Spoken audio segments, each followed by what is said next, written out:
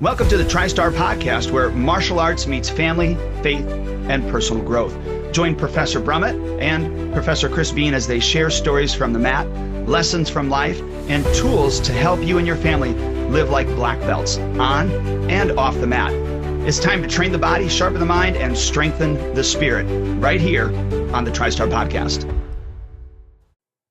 Hello, and welcome back to the TriStar Podcast. Of course, I know we say this every time. We've got a special podcast, and I think we work on our topics very diligently. But today we're going to introduce a topic and talk about something that I think is very important and very relevant in our day and age. And because we live in the most comfortable time in history. Would you not agree? I would agree. Absolutely. Yeah.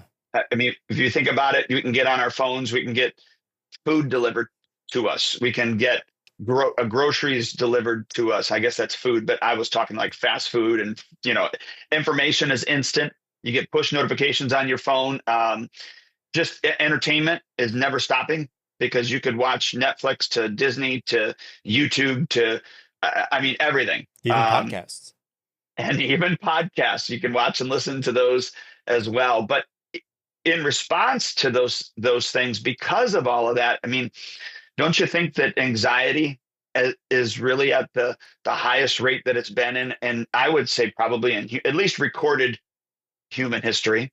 Yeah. Besides, anxiety is interesting because it's like right now we do live in like a peak anxiety time, and it's interesting to kind of counteract that with the comfort that we're all in right now, because like you said, we live in the most comfortable time in human history.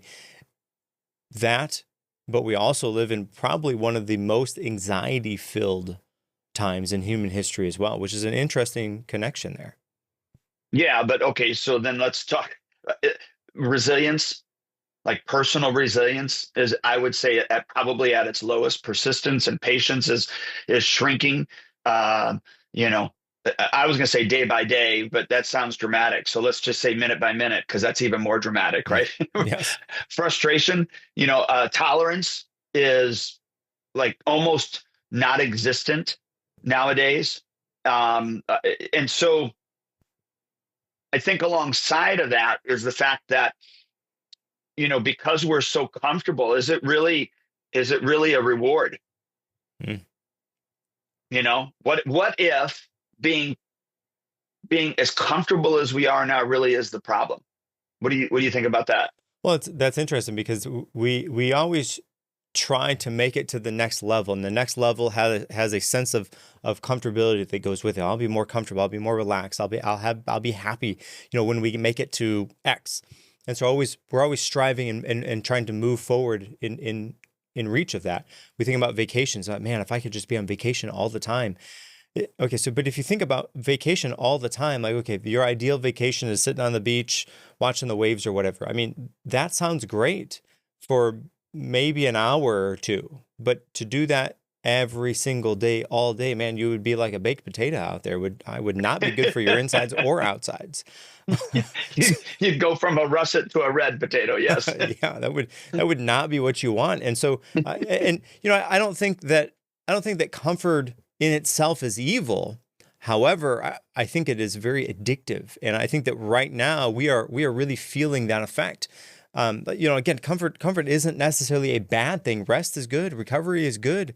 Having peace is wonderful. But comfortability, I think, comes with it becomes dangerous when we have that as our default, right? When we want or even sometimes or some cases need that comfortability to be default. I'm not doing anything today. Listen, I'm going to go back to the weekend. I want to go back to vacation because I didn't have to do anything, right? Because growth and comfort are like oil and water. They don't mix very well, right? Because growth doesn't happen when you're comfortable.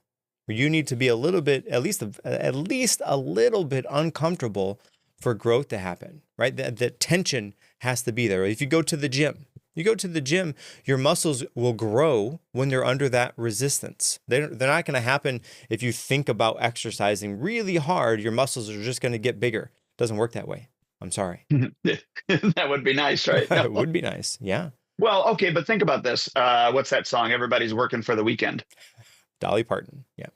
right? No, no, no. I don't know if it's Dolly Oh, Parton. oh, It's everybody's working. It's oh, like oh, oh, a oh, yeah, yeah, yeah, 80s yeah. rock tune, Yep, or something like that, rock band. yep. Um, and now that you're a parent, I mean, you have been for many years now, but if you think about it, our parents probably said, I want to, make life eat. Maybe they didn't say this verbatim, but they were, I want to give my children more than what my parents gave me. Hmm.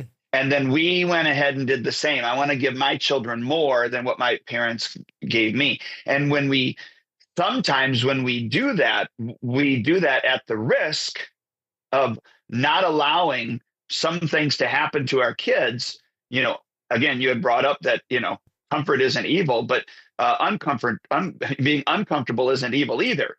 Mm. Yeah, and it's interesting you bring that, but with the kids, because we always want better for our kids than what we had, exactly what you said. And sometimes that could be more detrimental than we realize it to be. Sometimes like we talked about this a little bit last time. The kids, they need to go through sometimes that uncomfortableness in order to make it to the other side, to understand that they themselves can do it. And I think that priding yourself on living a comfortable, relaxed, luxurious type of life means that you're not growing very much. You're not challenging yourself very much. And if your kids are that way, then your kids might start to become a little bit entitled to that type of lifestyle. And if that starts to happen, then then we're going to have some problems. But you can imagine those type of kids that are like that. Everybody has interacted with some sort of a kid that feels very entitled, and that's not what we want for our kids. So there's kind of a double-edged sword there that we have to walk. Well, and it's an important double-edged sword, and it's a necessary double-edged sword. You had brought up that the muscles grow under pressure, right? Mm-hmm. But confidence also grows under pressure. We kind of talked about that in our last podcast. And so if everything in life is easy, then we're not growing, we're shrinking. Yes. Back to, I think it was last episode, we had one of the episodes we brought up about the fact that in one of the black belt tests, you had made a challenge. Like, look, if you want to challenge yourself and be uncomfortable, take a 30-second cold shower at the very end of your cold shower. But how many of the students went and did it? Right. Yep. Yeah. Yeah. So, So being uncomfortable is not a bad thing. Right. And sometimes in some situations, we seek out that uncomfortability on purpose to further our growth. Right. Because, and I think about this when we do the hard things, like we sit down and read a book. That's not a very easy thing to do, like to sit down, despite whatever else is going on in the world. And sometimes people find peace doing that. That's great. But other times that's work, and especially I think it depends on maybe the genre of book that you're reading. So let's make another subject step. matter. Yeah, let's make another step. People that go out for exercising, whether that's outside to run, that's outside to walk, you're going to go climb a mountain, you're going to go to the gym. All of those things are putting yourself in an uncomfortable position, and you're doing that on purpose. Maybe there's some peer pressure there. Oh man, I told John I was going to meet him at the gym. I guess I'm going to go to the gym so I can meet him there. Or you're holding your word to yourself because you said, hey, I'm going to get up tomorrow and I'm going to go for that run. And so you lay your running shoes out, your clothes out, you get up the next morning. Yeah, I'm going to do it because I said I was going to. So you go out and do it. That is hard, right? And if you think about this, God designed us in such an interesting way that we are designed to do those type of challenges. We're designed to climb uphill, right? And moreover, uphill, maybe even climb the mountain. And you think about climbing the mountain is a immensely challenging thing. Like, why on the earth would anybody ever want to climb a mountain? That's not a very comfortable type of thing, but we do it because of what we get at the end. It's not necessarily, maybe it's not even necessarily at the end, it's the journey, because we get to learn more about ourselves as we go through that. And if you think about climbing the mountain is really, really challenging to do, right? You start at the bottom, you make it all the way up. Maybe you have to rest halfway. You rest 2 or 3 times on your climb up the mountain. What do you get for that? What's your reward? Well, you get to look out at the top of the mountain, at the peak, at the summit, at God's beauty, at the earth. That beautiful view. That is why people do those things. So I think, so let's take another step. If you made it halfway up the mountain and you thought, man, mediocrity. this is too much hard work for me. I want to go back to being comfortable.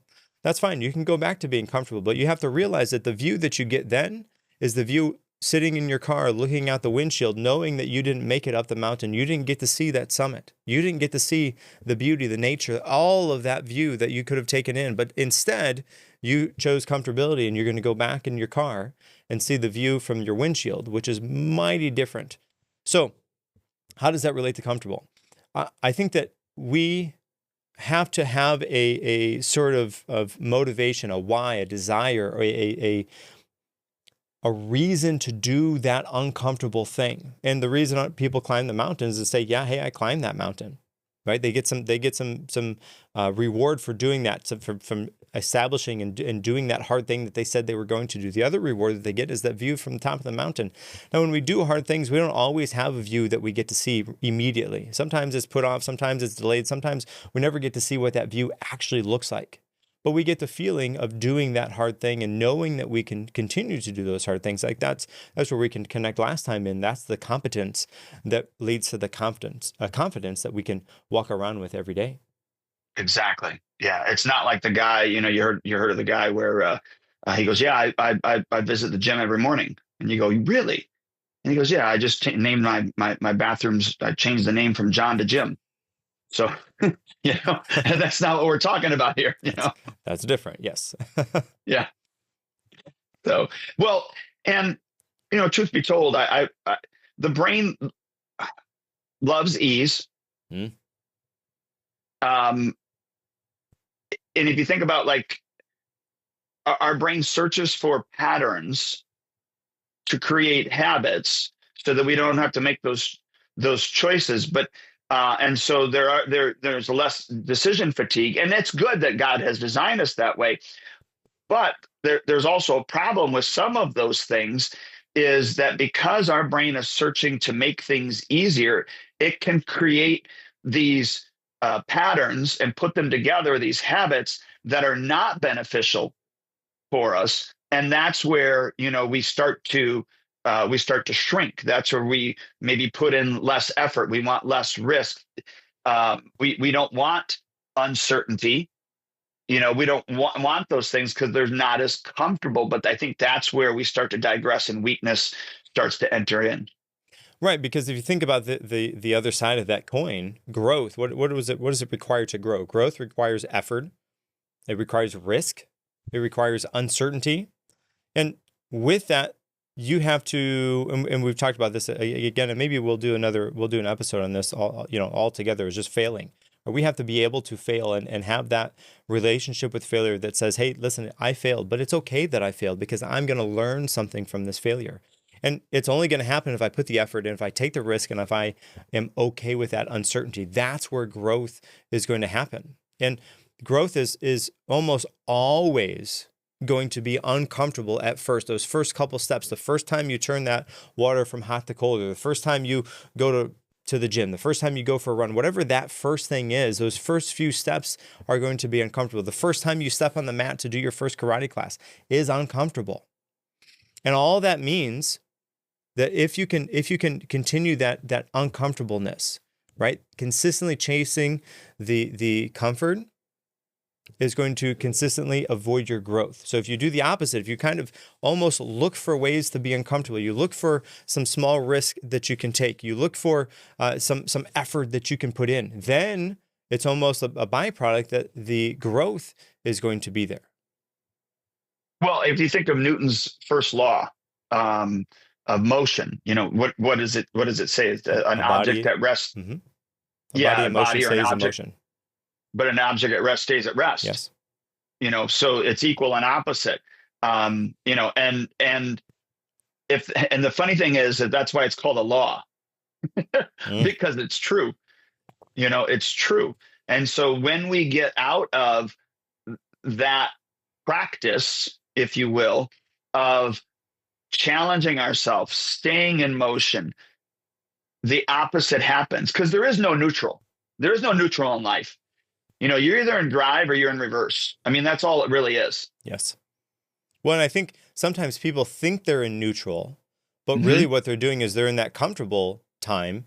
And they think they're just coasting, but if you realize you're just coasting, you're not continuing at one level. You're starting to slow down. Like if you're driving the car and you take your foot off the gas, you're not just going to keep going. I mean, unless the cruise is going, you're not just going to keep going. You're going to slowly start to slow down, and that's the same thing that happens. People think that they've hit that zone where they can just breathe and rest. But if you do that, if you take your foot off the gas, you're going to slow down. And then in order to start that momentum again, that takes challenge, right? That's hard to do. And if you put that off, if you coast for so long, then it's going to be really tough for you to kind of come back where you can push again, where you can get that momentum back.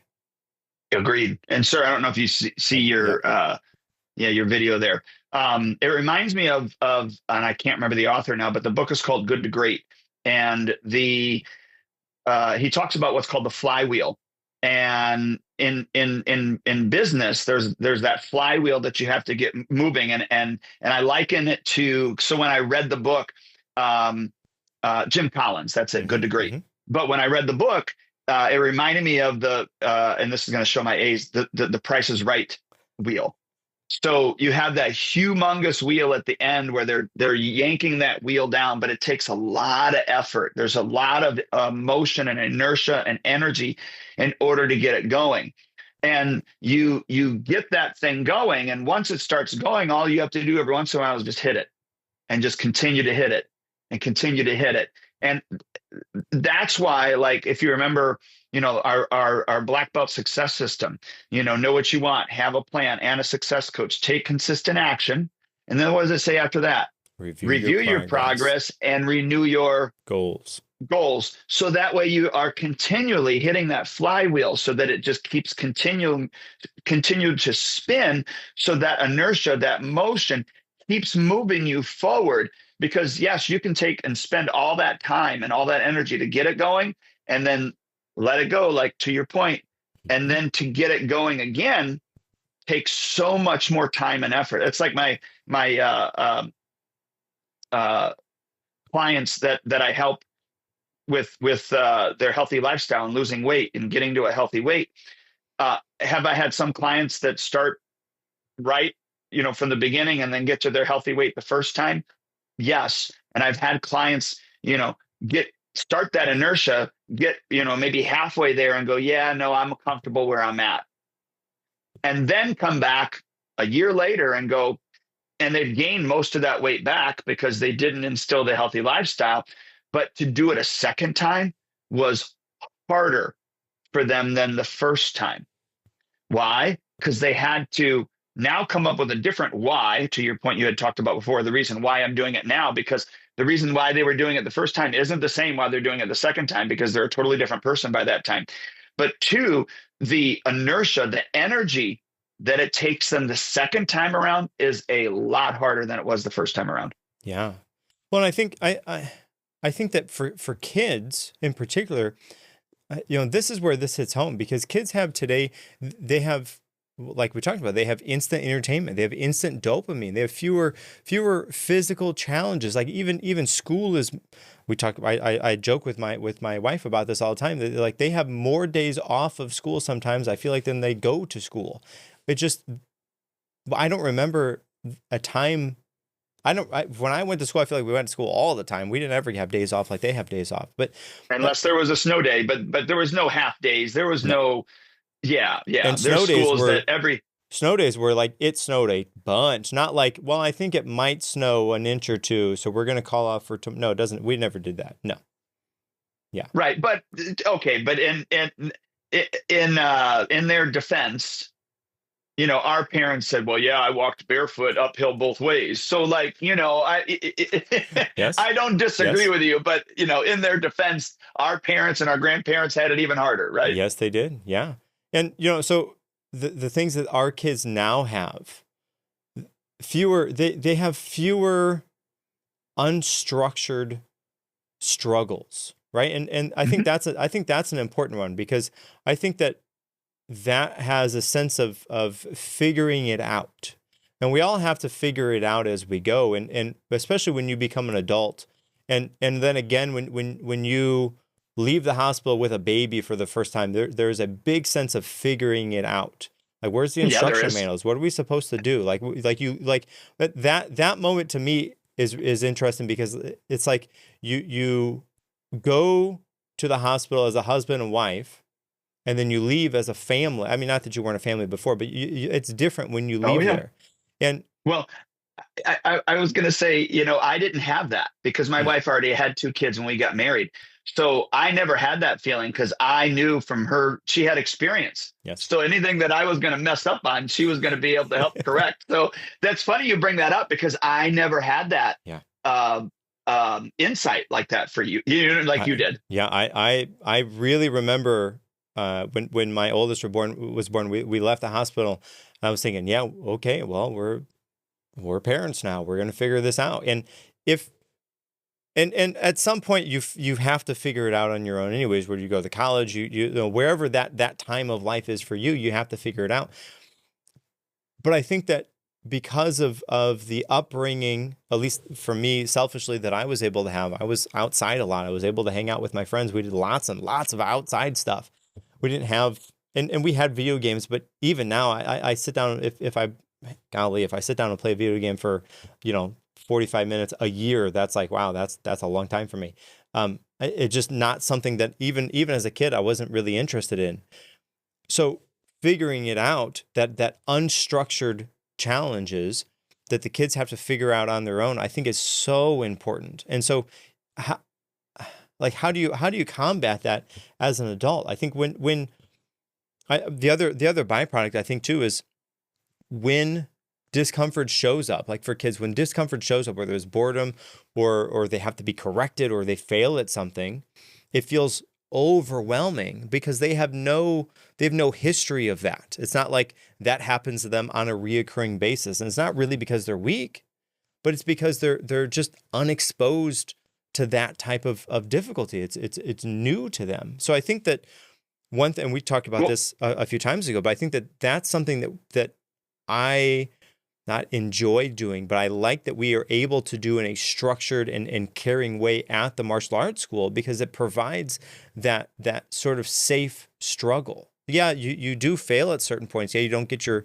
stripe, or sometimes you don't get your belt, or whatever that thing is for you. You messed up on your form, but you do it in a safe and supported type of environment, which is much different than what it's like when you get out into the quote unquote real world. well, I'll give you an example. So, Monday you weren't able to be there because, I mean, gosh, the sickness was, rampant in your house, Yeah. and you were actually on the tail end. But um, there was a group that I was working with, three yellow belts, so two boys and a girl. Not that the gender matters, but I had the young lady leading the group when they were practicing their form. I said, guys, I want you guys to do this together, but you're going to lead it. So you're going to call it off. And she's kind of looked at me like, oh, okay, yes, sir. And I said, now you guys, you're going to follow her lead. And so I walked away, let them do their form. And they got the, part A correct. They went to part B, and they got two of them, the lead girl and one of the boys, kept turning a different direction. And the other boy, he was actually doing it correct. So I watched it a few times, and they ended up being done at the form. One's facing, like two are facing one way. Another one, the one that's doing it right was actually facing the correct way. And so, but he was saying nothing. And neither, the leader who I put in charge was saying nothing. So I just walked over after seeing it two times. I walked over and I said, I've got a question for you guys. I go, do you see that you guys are ending the form in different spaces? One, some of you are facing this way. Yeah. And the boy that was doing it correctly, I said to him, I go, did you see it? And he's like, yes, sir, I did. And I said, well, why didn't you say anything to your leader about that? And he's just kind of looked at me like, I don't know. And then I looked at the leader. I said, did you realize that he was, and she's like, no, I actually didn't realize. I said, I can see that because you were turned a different way. You couldn't see him. I go, now, just so you know, what makes a good follower, because you were following her, I go, do you feel that you were correct? And he's like, yeah, I do think I'm right. I said, what makes a good follower is they have the ability to be able to go to the leader and say, hey, look, we're ending up in the wrong spots here. We need to figure out how this is done. Not who's right, who's wrong, but we got to figure out how this is done. And you as a leader, I go, you didn't see it. I go, so I just want you to know that sometimes you do have to kind of look around too to check on things to make sure they're right. And so I said, now you guys figure it out. And I walked away. And so while they were discussing, and I went over to the parents real quick, and I said, parents, I said, did you see what was happening there? And they're like, yeah. And one of the parents was like, well, I almost spoke up. I said, I'm glad that you didn't. I said, because I need them to figure this out themselves. And I want them to understand what a leader's role is and what a follower's role is, because they're going to experience that in life. They're going to be leaders and they're going to be followers, and they need to know how to navigate both of those.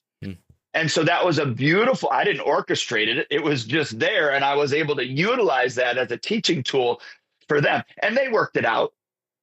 But it was a beautiful, opportunity for them to grow. Well, I think the other part to that, like the byproduct there is, not only did they work it out themselves, they figured it out themselves because you created the environment for them to do that, and they were able to fulfill that. The other thing that's interesting about that is I suspect that will sit with them, that will connect with them, meaning they likely will not make that same mistake over again because they had to sort of figure it out for themselves, as opposed to being told, because I can promise you they've been told a number of times at this point in the quarter how and which way to turn to do the form correctly. So it's not that was the point, but it's that they needed to do it for themselves in order to get there. Sometimes you can lead a horse to water, but you can't make them drink. They have to be able to do that on their own. And I think that is what happened, or will likely happen from that. Well, and in their defense, the two that were doing it incorrectly, I had them facing a different direction than you usually have them face when they were doing the forms. So that's why they kept ending up the way that they normally would face at the end. And I did that on purpose because I wanted to see if they knew the form, because you should be able to do the form no matter which way you're facing, right? So in their defense, I could see why they were doing what they were doing, but I just needed them to work it out. Agreed. Yeah. And okay, so I think for comfort zone wise, that was definitely outside of their comfort zone. And again, the ability for them to do that in that type of environment, nobody was mad, nobody was frustrated. They got the opportunity to kind of lead themselves through it, to work through it, to figure it out on their own. And they came to the conclusion, yeah, there was some guiding that happened, some guardrails that were put up so they can end at the right place. But for all intents and purposes, they figured it out on their own. And that was a growth moment for them outside of their comfort zone, but they got there together. Well, and I think too, maybe even for some, nothing against the parents. I don't know the parents like the parents in Bradley, but I think even for the parents, they picked up on the fact that, oh, yeah, he is teaching the follower how to be a good follower. He is teaching the leader how to be a good leader, and he's teaching teamwork between the two. Right, and forms. Yeah, so okay, so this would be a little bit of a offshoot here, but I think forms are interesting because while we do forms together, there is a team aspect to it, but there is also they're largely individual. And I think back to demo team days where you have to worry about yourself first, and then you worry about your partner, and your partner for forms is like that person to the peripheral on the left and the peripheral on the right, maybe forward and backwards, depending on where you are in the group. And if you can worry about yourself and maybe those one or two people that are right next to you and close to you, and everybody else does that, the rest of the team, the rest of the people doing the form, we're all going to fall in line and do what they're kind of supposed to do if you can just do that part first. But do you remember the rule that I said? I mean, you're stating it, but I'm trying to remember it. It's what you said. I'm just trying to think of the verbiage because it's been so many years, but you are responsible for yourself. Like I said, there's four rules. Your first thing is yourself. The next thing is your teammate. The thing after that is There's four. The I thought team. was the team. Yeah. Oh, and then the audience is the last one. The audience will take care of themselves. Yeah. Right. Yeah. Yes. Yeah. Yeah. Hmm. Yeah. Hmm. And it's just funny. I haven't heard that in years, That but has been a yes. long time, long time. Yes. Probably like 12 or 15 years, probably. Yeah. Yes. Yeah. I'm sorry I cut you off. I was just, Well, I was no, reminiscing. I apologize. that's it though. So with forms and with martial arts in general, we're not really a quote unquote team sport, but we do team like things and we do things together. But really, if you can worry about yourself and then you worry about just a very small next group of people close to you, and then everybody else kind of does that, then the team is going to do what they need to do, and the audience or the instructors, whoever else is watching, is all going to be following in line as well, because they're all watching the thing that's happening, as opposed to, oh man, I can see this and that, but team is not often something that's connected with martial arts, but it is there, just in a little bit different way than a quote unquote standard team like the ball sports are. Yeah, but I mean, it's just as important. So collaboration is something, because we are an individualistic society. United States of America is an individualistic society. And so, but when you get out in the quote unquote real world, you have to know how to collaborate. You have to know how to work together with a team, and how to, as like I pointed out to the young man, how to be a good follower, to talk to a leader, so that there's still a respect that happens, but yet there's communication, and you're able to work together as a team, collaborate, and so that the whole wins, not just the individual. And unfortunately, that's not something that also is not being taught very well, I think, in our society, because we're an individualistic society. But that's why our kids need these opportunities to learn how to be resilient. Well, and I think, and stay in, move outside of that comfort zone, right? And I think that it's not just the kids; it's the adults as well, because adults, we're just as hooked on that comfortability, right? This isn't just a kid problem, because adults avoid hard conversations. Sometimes they avoid that physical training, like going to the gym or to the run or whatever that thing is. They avoid learning new skills, right? You get out of high school or college, wherever your school ends for you at, then you get into the real world. Once you're in the real world, you are basically done learning anything, and you're on maintenance mode, right? You're like, I'm not going to learn anything. I'm done with this. It's past that point for me. I'm just going to continue on. And then, well, yeah. So conventional learning can end, like, through your educational levels, but education, your continual learning should never ever end. That should be something on a continual basis, that you're trying to improve in some areas of your life. I mean, man, if you're not reading, if you're not studying, if you're not trying to learn something new, it kind of goes back to what we talked about before. You think you're coasting, but you're going backwards. That's really what it ends up coming down to, right?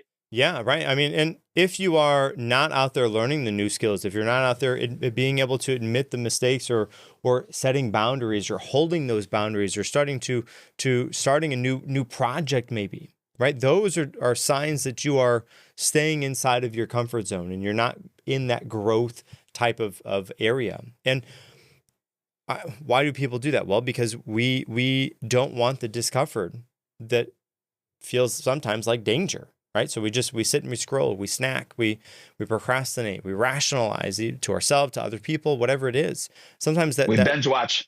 Yeah, you binge watch. So sometimes that comfort is a subtle creep. It whispers, it pulls us. But every time we choose easy over effort, we weaken our tolerance for whatever that challenge may be. And then the next time we have that challenge, like you talked about the flywheel, the next time we have that challenge there in front of us, it's really hard to start up the motor, to get the engine going, to start the momentum in order to step into that new area. Absolutely. And, we look as adults, we have the same distractions, if not even more. You get all the notifications that are on your phone that buzz, and, you get your kids if you're in that stage, not that they're a distraction. That's not what I mean. But you still have responsibilities. You're thinking about them. You're taking care of tomorrow's stuff because you got to pack the lunches and make the dinner. And there's just so many things that are pulling at us. And I didn't realize this, but we both have iOS systems. So we have, iPhones, and you had turned me on to, actually different modes that you can put your phone into. And so even when I go to New Lenox, I have it address located. So when it goes there are certain things and notifications that shut off on my phone. I can get, of course, on my favorite list, if my wife were to call me and my kids were to call me, that would go through. If you were to call me, you're on that list. But there's frameworks now that I have for different times. Like even right now, while we're recording this podcast, I have a mode, and I'm sure you do too, that's set. So there's only, look, could my wife call during this? Absolutely, she could call, but pretty much outside of that, I guess our kids too, I've set up like that. But other than that, there's not these buzzes and messages and other things that are going through, because we deal with those same distractions as well. And look, maybe that should be another podcast at some point for adults on how to set up some of those things, because I know that was a difference maker for me. Yeah, and I have had those focus modes set up for maybe two years or more. It's been a little while. But you're right. It is such a helpful thing to be able to step into that focus mode, to click a button or to flip a switch or whatever on the screen, and know that, okay, I'm not going to have notifications or bombardment, because sometimes that's what it feels like, bombardment from this, and it's just going to be this focus. Yeah. But like I said, as adults, we're susceptible to the same things pretty much as kids. But the worst part is, we're our own boss. So there's nobody else, telling us, hey, get off the scrolling. Hey, stop watching the fifth episode of the movie. You know what I'm saying? There's nobody controlling that, because it's not our kids that are in charge of us. We're in charge of us. Now, it could be a spouse. I can remember when I first got married, I liked to game. I liked gaming. I would get on the Xbox, and I never did the online gaming. I just had games that I wanted to beat.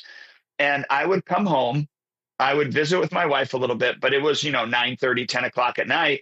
I would eat my dinner, and then she'd go to bed. I'd put the headset on and I'd game until 1 or 2 in the morning. And then I'd wake up and start all over again.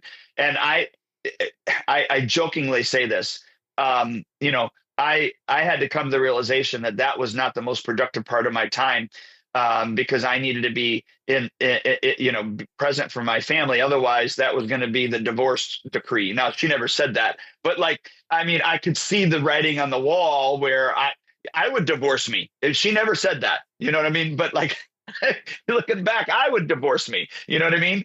So we are susceptible to the same things, but the worst part is we are our own boss.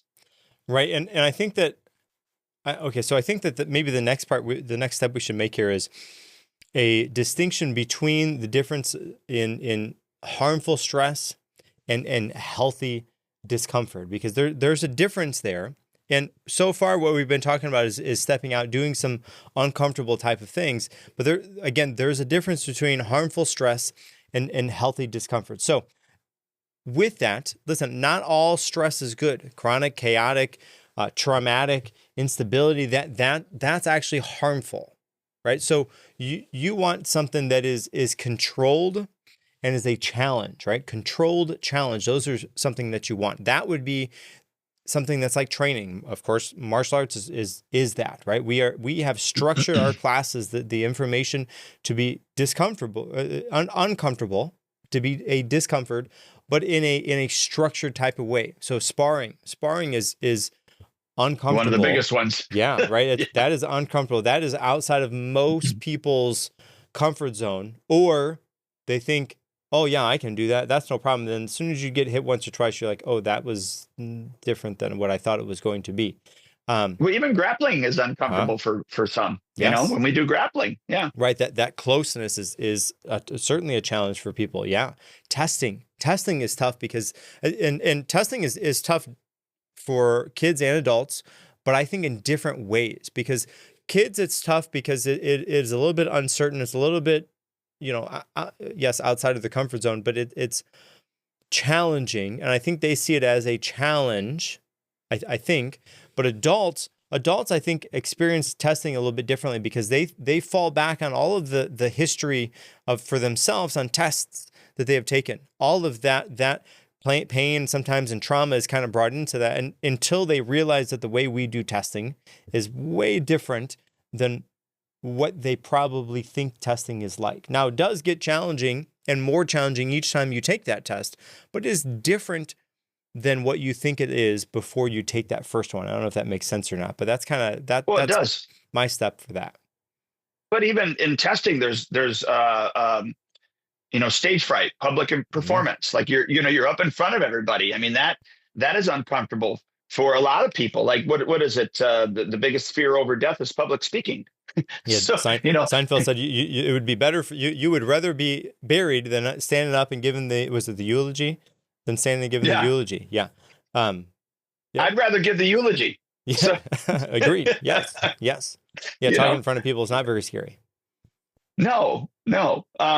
Physical fatigue is Hmm. another thing, because when your body gets tired, your mind starts to go other places as well.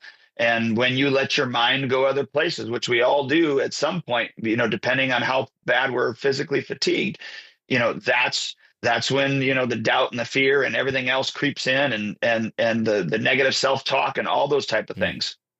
Yeah. Well, and I think the other thing is just feedback in general, right? When we're in classes, we're giving soft correction and feedback to adjust and to modify things to be more correct or to be correct.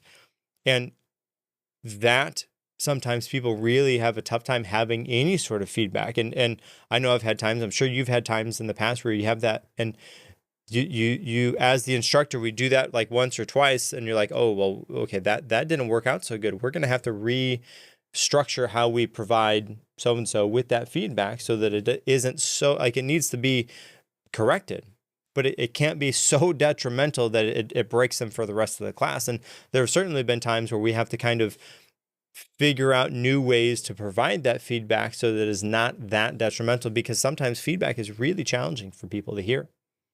Yeah, no, I agree, and we've got to be, like to your point, we're creative Mm. in the way that, but we're only able to do that when we have a relationship with our student and know how they tick, and that only comes over time. And I know we've said this before. We're one of the only um, avenues. I was going to say sport or activity, but we're not a sport or activity because we're not just that. But we're one of the only avenues that we are like the one room schoolhouse, where we have the opportunity to be able to grow with that person over time, and knowing how to deliver that feedback to them is only because of the relationship that we have built with them over that time. I You gave me feedback with regards to the podcast, because in one of the podcasts I was saying, I'm curious. I was using curious, I don't know, 5,200 times or whatever it was. And I don't know if you've noticed, but I took that feedback, and I think I've done a pretty decent job since then. Not now, I just used the word, but trying not to use that word very, very often. So I have taken that feedback because I don't want that to be repetitive over however many episodes, and you don't want that either. That's why you were nice about telling me about that. We don't want that to be the presentation within this podcast. They go, yeah, every time Mr. Drummond speaks, he's going to say, I'm curious. So now I've said it twice in this episode, but you know what I mean.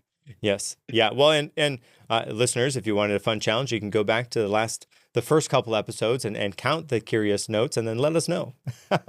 Yes, Well, yes. and the interesting thing for that is so I have a number of other podcasts. One of my other podcasts, co-host who was an instructor that worked for us for a number of years. I had a phrase that I said a number of times. I think it might have only just been in one episode. He said, "Wow, like we got done." He said, "Wow, do you know you said this like he had tallied it up. He said, you said this, 15 times. Holy cow, 15 times? Really? I didn't even talk that much. Okay, yep, I'm going to fix that for next time because I didn't want that. So, yeah, having the opportunity and feedback is interesting because feedback kind of goes both ways a little bit, because once you have that feedback, then you learn. And it takes a little bit to kind of break down the barrier to understand feedback is feedback for correction and not feedback to hurt or to be harmful, right? There's a difference there. And I think the way that we do it at the schools is not that way, right? Our goal is not to make life harder. Our goal is really just to make people stronger. And feedback is the way that has to happen. We have to give you feedback on what's going on.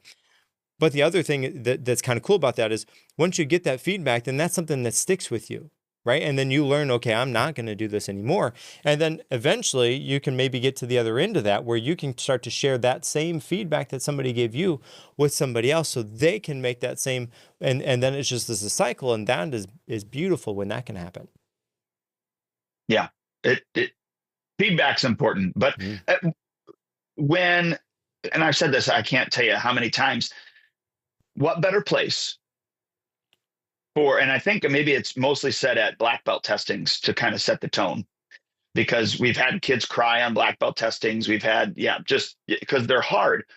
But I tell the parents, what better place to have these types of things, the pressure that's happening specifically at this test, what better place to have it than with individuals that love and care for your child, that want to see them succeed through it, but are not going to be easy on them, but will come alongside of them and encourage them, but not do it for them.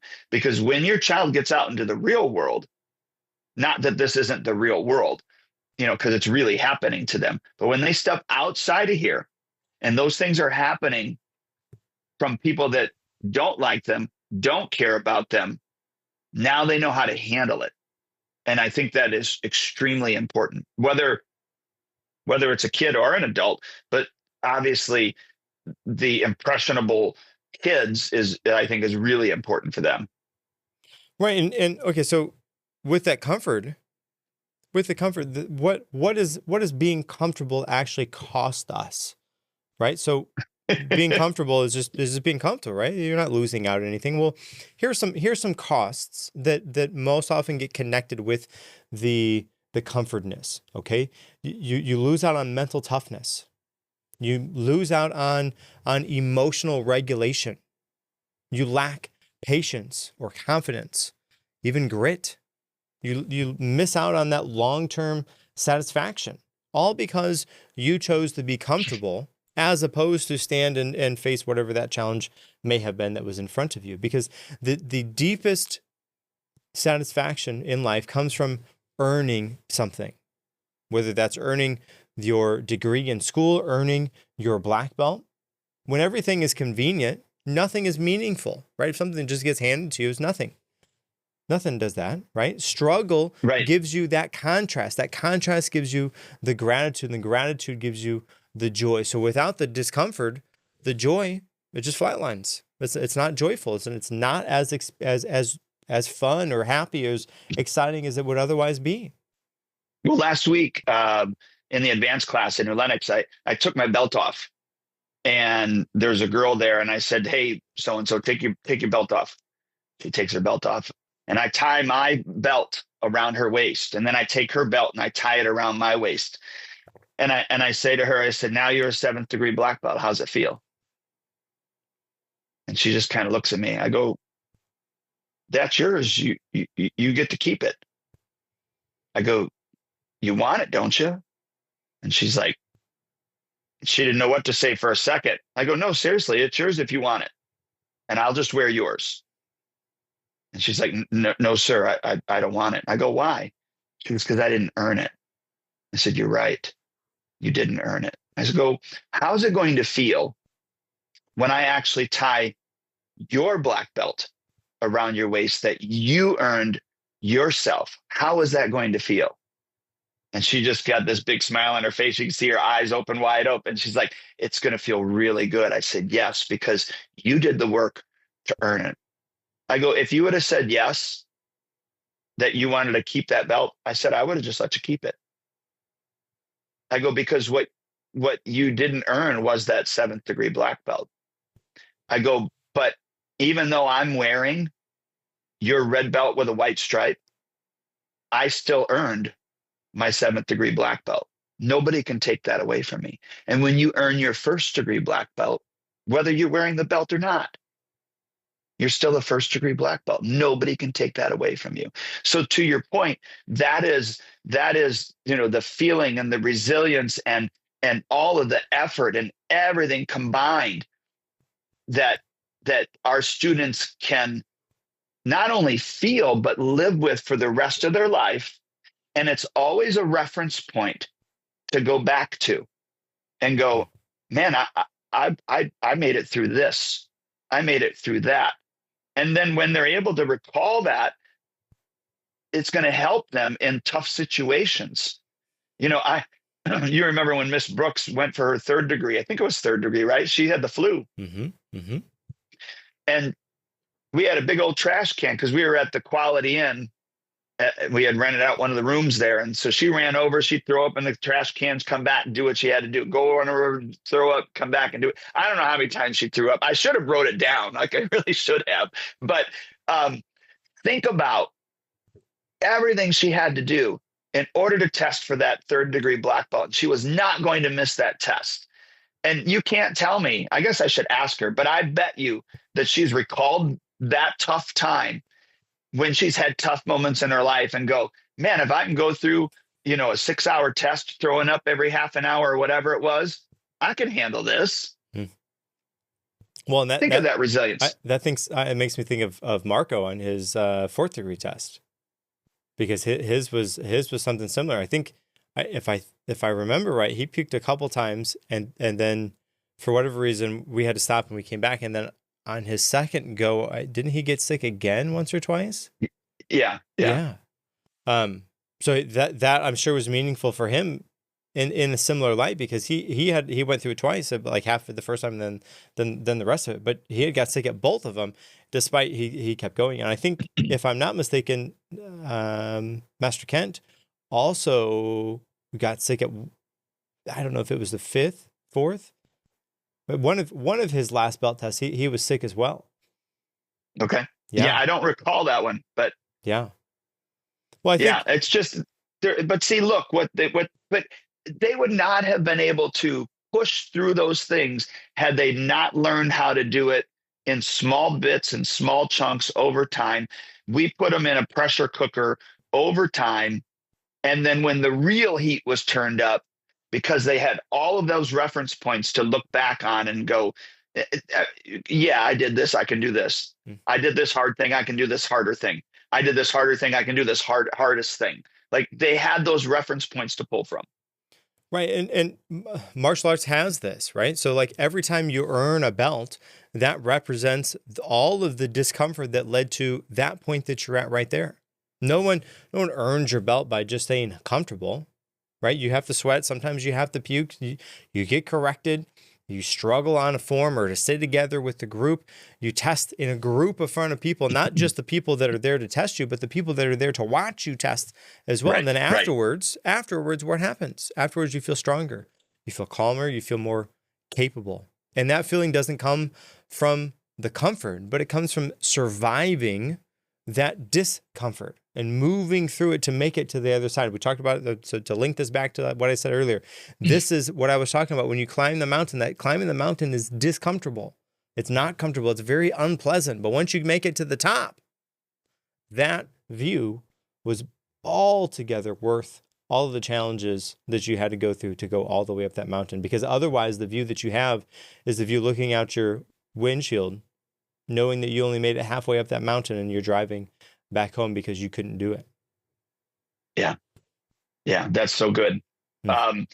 So speaking of challenges, let's give everybody a challenge for this week, right? So choose just one small discomfort and then lean into that discomfort. Like do it purposefully, not recklessly. Don't be dramatic about it. Like, just if it's just one rep, do the one rep. but do the hard thing. Stop avoiding it. And I don't know what that looks like to you, but just pick that one thing. And once you do it this week, then maybe look at the second week and go, maybe I want to add on to that. Or maybe you just want to stick with that for a little while. But find that one thing that is discomfort, that is uncomfortable for you, and challenge yourself this week. And hey guys, listen, make sure you come back next week. Next week, we're going to talk about some resilience and how to raise kids who bounce back. Thanks for joining this TriStar podcast, where black belts begin at home.